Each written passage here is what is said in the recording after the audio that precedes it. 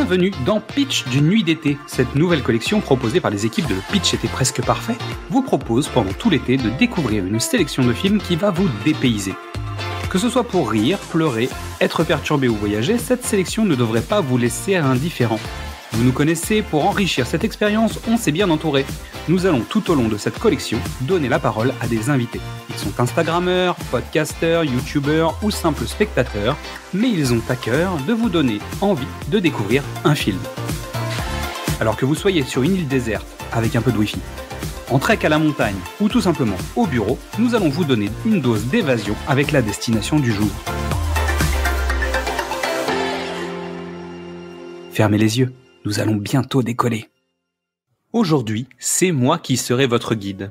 Et nous allons monter à l'arrière de cette barque pour nous rendre directement dans la cité des enfants perdus. C'est la dernière collaboration du duo Caro et Jeunet. Chacun partira sur ses propres projets. Après, Amélie Poulain, Micmac attire l'arigot pour l'un, Dante 01 et des participations artistiques sur des projets de Yann Kounen ou Gaspard Noé pour l'autre.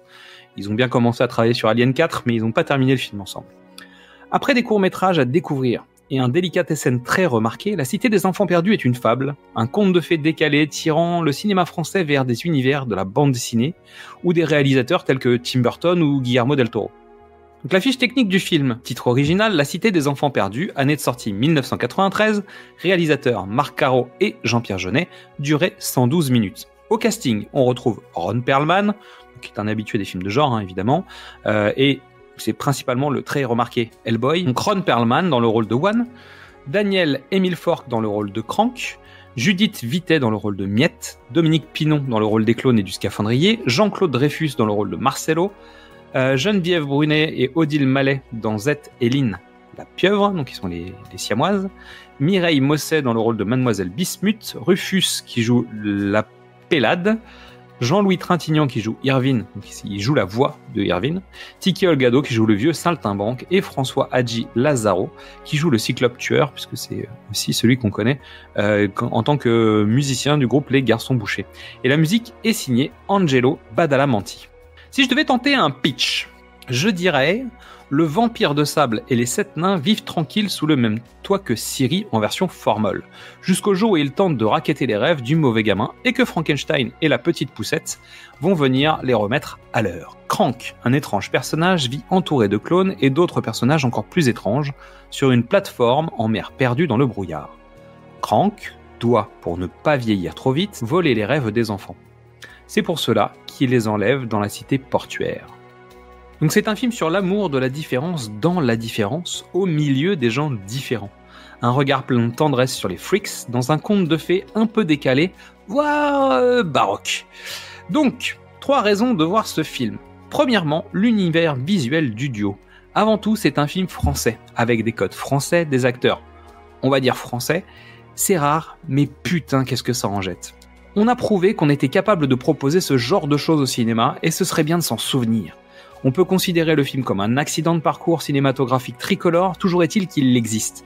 Ce film propose aussi les premières mises en application des CGI pour des scènes, encore impossibles quelques années plus tôt. En 2, l'esprit d'un conte de fées gothico-steampunk. La direction artistique donne la part belle à un univers proche des univers graphiques de Métal Hurlant et d'une part de la bande dessinée franco-belge.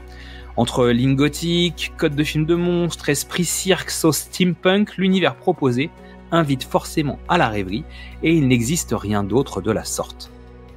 Et en dernier, la galerie des freaks. Le cadre ne serait pas complet sans sa galerie de personnages qui nous est offerte. Ces personnages offrent une variété d'émotions, de personnalités en détournant des codes des grands classiques des contes de fées, au grand plaisir de Bettelheim, très certainement lié à Jean-Pierre Jeunet qui propose à chaque film ce genre de choses. On retrouve ça dans Amélie Poulain, Long Dimanche de fiançailles, Micmac l'attire l'arigot ou Big Bang, avec un esprit complètement décalé, comme est capable de le proposer Marc Caro, puisqu'on peut le voir dans ses différentes œuvres et ses différents projets. Lui aussi, il aime les gueules. Et donc sur ce, je vous invite à découvrir ou redécouvrir ce film bastion du cinéma français, La Cité des Enfants Perdus, et je vous dis à très bientôt. Merci à toutes et tous pour votre écoute. Avant de penser à la rentrée, vous pouvez découvrir ou redécouvrir tous nos formats. Du cinéma au top, précédemment sur vos écrans, Qu'est-ce que c'est Bond, les films de l'avant ou les films de l'amant. Vous pouvez nous retrouver sur Facebook, Twitter, Instagram ou TikTok et venir discuter avec nous. C'est aussi le moment de découvrir le travail de toutes les personnes que nous allons vous présenter. Alors suivez-les, likez-les, partagez-les, discutez avec eux, aimez et surtout passez un bel été. Et à demain pour savoir où nous allons débarquer.